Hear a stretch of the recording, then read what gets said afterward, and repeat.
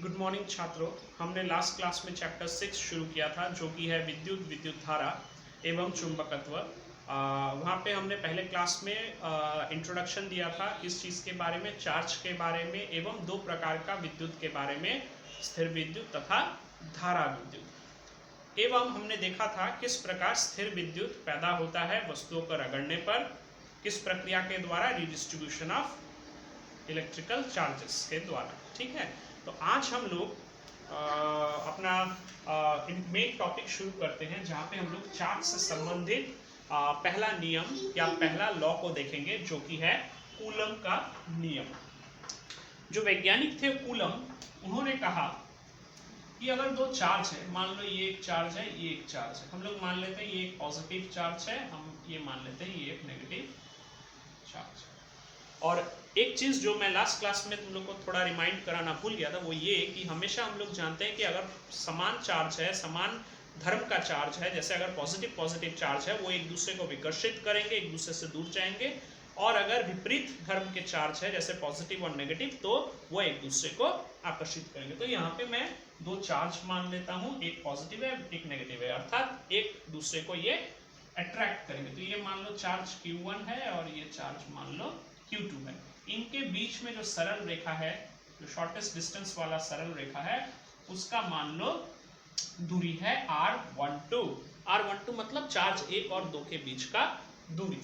तो कूलम ने कहा, प्रतिपादित किया उन्होंने कि जो इनके बीच में फोर्स होगा, मैं इस फोर्स का भी कोई नाम नहीं देता हूं, ये फोर्स जो है ये समानुपाती होगा, ये समानुपात चिन्ह है, ये समानुपाती होगा चार्ज 1 और चार्ज 2 का योगफल के बराबर, तथा ये फोर्स समानुपाती होगा, विलोमानुपाती होगा जो दूरी है R1 और R2 इसके वर्गफल के बराबर।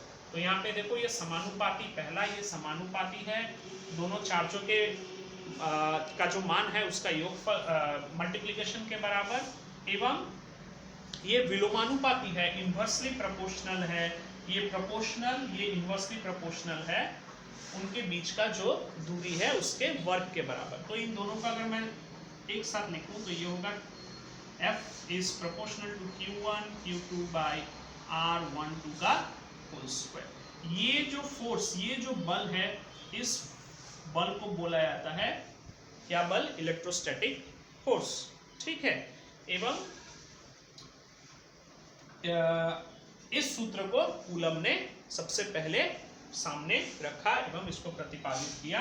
अगर मैं प्रोपोर्शनल चिन्ह को हटा दूं तो F बराबर हो जाएगा एक constant K Q1 Q2 R12 के स्क्वायर के बराबर। ठीक है, तो ये जो नियम है जो ये बोलता है, ये जो नियम है जो ये बोलता है कि दो चार्जों के बीच में, अगर दो चार्ज है मान लो Q1 और Q2, इन दोनों के बीच में दूरी है R, तो उनके बीच में जो बल होगा, जो या तो यहाँ पे जैसे आकर्षण बल है या विकर्षण बल भी हो सकता है, अगर दोनों समान धर्म के चार्ज हो तो वो बराबर होगा दोनों चार्जों के का जो मान है उसका मल्टीप्लिकेशन के बराबर, एवं वो विलोमानुपाती होगा उनके बीच के दूरी का वर्ग के बराबर। तो ये जो है ये कूलम का नियम है। ये एक बहुत इंपॉर्टेंट नियम है जिसको तुम लोग को याद रखना होगा। इसके ऊपर छोटे सवाल भी आ सकते हैं, उसको भी तुम लोग को याद रखना।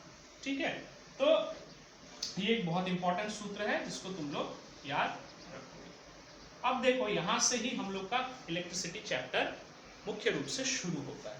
तो अब तुम लोग यहाँ पे देख रहे हो चार्ज के कारण क्या हो रहा है, दो चार्जों के बीच में बल, एक फोर्स पैदा हो रहा है। अब अगर मैं एक सिंगल चार्ज ले लूं, अभी हम लोग एक दूसरे इंपॉर्टेंट कॉन्सेप्ट के तरफ बढ़ते हैं जो कि है विद्युतीय विभव या इलेक्ट्रिकल पोटेंशियल तथा पोटेंशियल डिफरेंस अर्थात विभवांतर इसे कहते हैं। ये है पोटेंशियल हो गया विभव तथा विभवांतर हो गया पोटेंशियल डिफरेंस।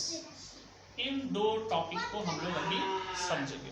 तो मान लो यहाँ पे एक चार्ज है, चार्ज Q। अब एक चीज तुम लोग को ध्यान रखना होगा कि जब भी, अगर मैं मान लेता हूं ये चार्ज पॉजिटिव चार्ज है, एक पॉजिटिव चार्ज है Q। अब तुम लोग को ध्यान रखना होगा कोई भी चार्ज अपने चारों तरफ क्या बनाता है, एक विद्युतीय क्षेत्र बनाता है।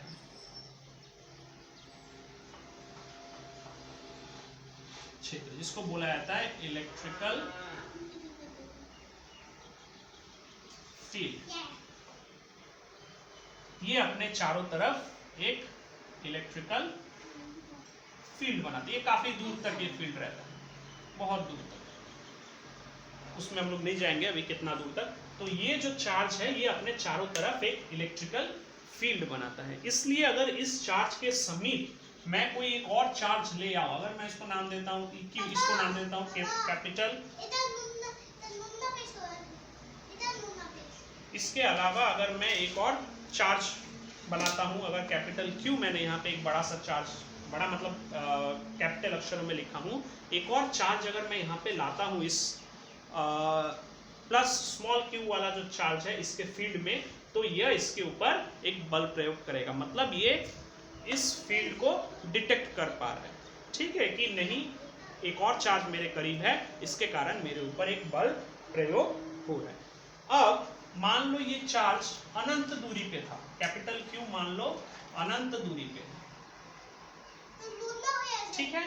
अब अनंत दूरी से अगर मैं एक चार्ज को ला रहा हूं, मान लो इस क्यू को मैं अनंत दूरी से लाया, लाके मैंने यहां पे रखा पॉइंट ए पे, ठीक है, पॉइंट ए पे,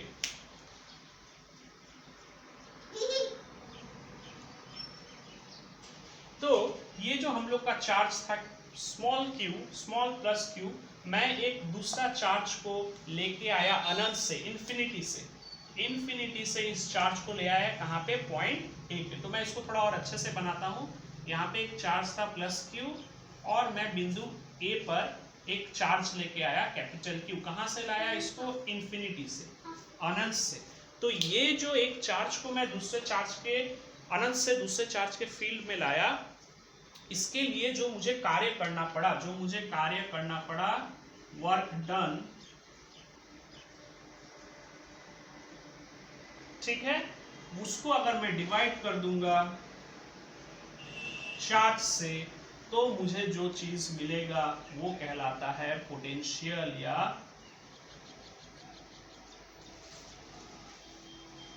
विभव, ठीक है।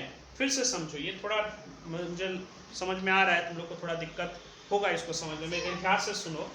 अगर एक चार्ज है Q, जिसके कारण ये अपने चारों तरफ एक विद्युतीय क्षेत्र बनाया है, एवं मैं एक दूसरे चार्ज को, एक यूनिट चार्ज, यहाँ पे ध्यान देना, यहाँ पे मैंने Q द्वारा समझाया हूँ, लेकिन ये जो चार्ज है ये एक यूनिट चार्ज है, जिसको मैं कहाँ से ला रहा हूँ, अनंत से, इंफिनिटी से।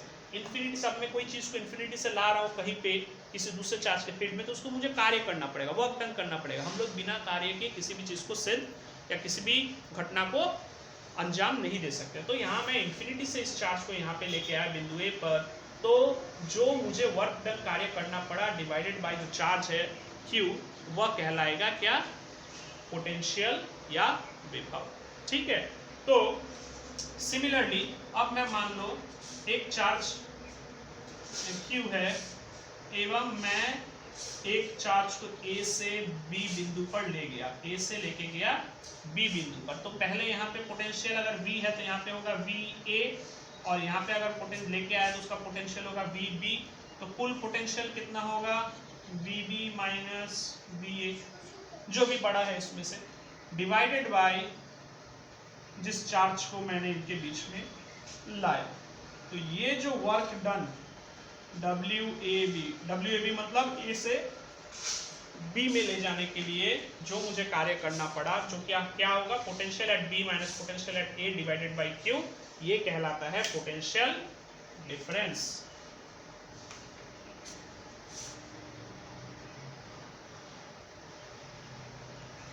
पोटेंशियल डिफरेंस, और इसका SI यूनिट कितना होगा, SI यूनिट होगा, तुम लोग देख के ही कह सकते हो, सॉरी यहाँ थोड़ा गलती हो गया, तुम लोग इसको थोड़ा ठीक कर लो।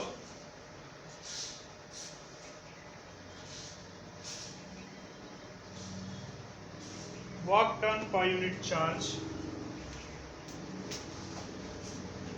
WAB, VA माइनस VB, ठीक है।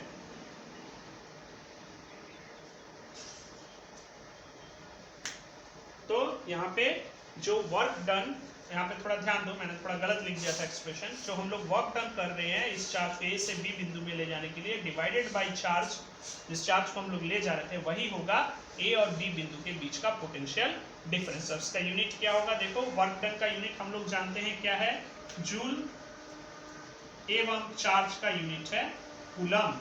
चार्ज जब मैं पढ़ाया था तब मैं बोला था कि चार्ज का जो यूनिट होता है, क्यू का जो यूनिट होता है, ऐसा यूनिट वो होता है कूलम। सी, क्यू किसके नाम पे? किसके नाम पे? कूलम के नाम पे। जो वैज्ञानिक थे कूलम, उन्हीं के नाम पे चार्ज का यूनिट कूलम रखा गया। तो ऐसा यूनिट हुआ किसका? पोटेंशियल डिफरेंस का ऐसा यूनिट जो है वो है जूल पर कूलम। इसको भी याद रखोगे, ये भी एक इंपॉर्टेंट 1 नंबर का प्रश्न कभी कभार पूछा जाता है। तो उम्मीद करता हूँ तुम लोग को विभव एवं विभवांतर समझ में आए। विभव क्या है? एक चार्ज को इन्फिनिटी से, अनंत से किसी एक बिंदु में जहाँ पे एक और चार्ज मौजूद है उसके फील्ड में लाने के लिए जो कार्य किया जाता है वो कहलाता है विद्युतीय विभव, यूनिट चार्ज। अब अगर मैं एक चार्ज को किसी दूसरे चार्ज के फील्ड में एक बिंदु से ए बिंदु से बी बिंदु में ले जाता हूँ, तो जो मुझे टोटल कार्य करना पड़ा WAB डिवाइडेड बाई Q, वह कहलाता है उस चार्ज का पोटेंशियल या उस फील्ड में potential difference, VA minus VB। और इसका यूनिट है, वर्क डन का यूनिट हम लोग जानते हैं जूल, और चार्ज का यूनिट है कूलम, तो जूल पर कूलम। अब हम लोग चले आते हैं, हम लोग जो इससे पहले स्टैटिक इलेक्ट्रिसिटी देखे थे, अभी हम लोग देखेंगे धारा विद्युत या फिर करंट इलेक्ट्रिसिटी। ठीक है, तो करंट इलेक्ट्रिसिटी में तुम लोग ध्यान दो, हम लोग स्टैटिक इलेक्ट्रिसिटी में देखे थे कि चार्ज का कहीं पे मूवमेंट नहीं हो रहा था। अगर मैं एक ग्लास रॉड ले लेता हूँ एवं एक सिल्क का कपड़ा ले लेता हूँ, तो मैं देख रहा था कि चार्ज में, ग्लास रॉड में पॉजिटिव बन रहा था एवं सिल्क के कपड़े में नेगेटिव बन रहा था। तो ये चार्ज इन दोनों के सरफेस में ही था, इनके सरफेस में मौजूद था। ये कहीं यहाँ पॉजिटिव यहाँ पे घूम नहीं रहा था, इलेक्ट्रॉन भी कहीं घूम नहीं रहा था। ठीक है, इसलिए ये स्टैटिक इलेक्ट्रिसिटी था। लेकिन जब मान लो मेरे पास एक सुचालक है, एक कंडक्टिंग बॉडी है, इसके अंदर जो चार्ज है, जो इलेक्ट्रॉन है, वो अगर एक स्थान से दूसरे स्थान पर ड्रिफ्ट करते हैं, जाते हैं, ड्रिफ्ट मतलब जाना। ठीक है, तो यहाँ पे क्या हो रहा है? चार्ज का फ्लो हो रहा है, चार्ज फ्लो। इस चार्ज फ्लो के कारण ही, ये जो चार्ज फ्लो है इसके कारण जो करंट बन रहा है, जो इलेक्ट्रिसिटी बन रहा है, उसी को बोला जाता है करंट इलेक्ट्रिसिटी। किस हिसाब से किया जाता है? इसको I द्वारा दर्शाया जाता है। I होता है फ्लो ऑफ चार्जेस, किस आधार पे? समय के आधार पे, T, जहां पे T हो गया टाइम। तो यही है करंट इलेक्ट्रिसिटी, जहां पे चार्ज फ्लो करते हैं, एक जगह से दूसरे जगह पे ड्रिफ्ट करते हैं, एक नेट ड्रिफ्ट होता है। ठीक है, एक चार्ज धीरे धीरे जा रहा है, बाकी बैठो, ऐसा नहीं, सभी चार्जों का एक नेट ड्रिफ्ट होता है इलेक्ट्रॉन का। कौन से इलेक्ट्रॉन का? यहाँ पे एक और चीज ध्यान देने वाला है, जो इलेक्ट्रॉन मूव करते हैं वो कहलाते हैं फ्री इलेक्ट्रॉन।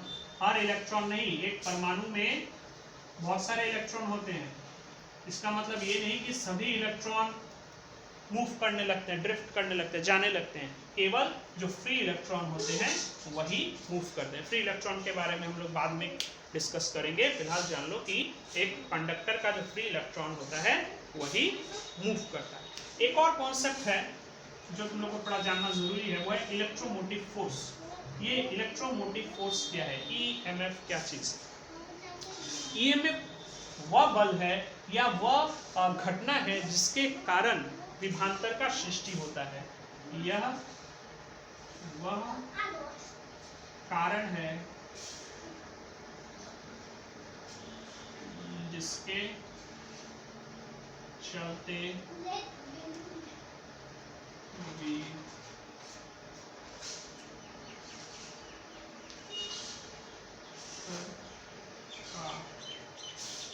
निर्माण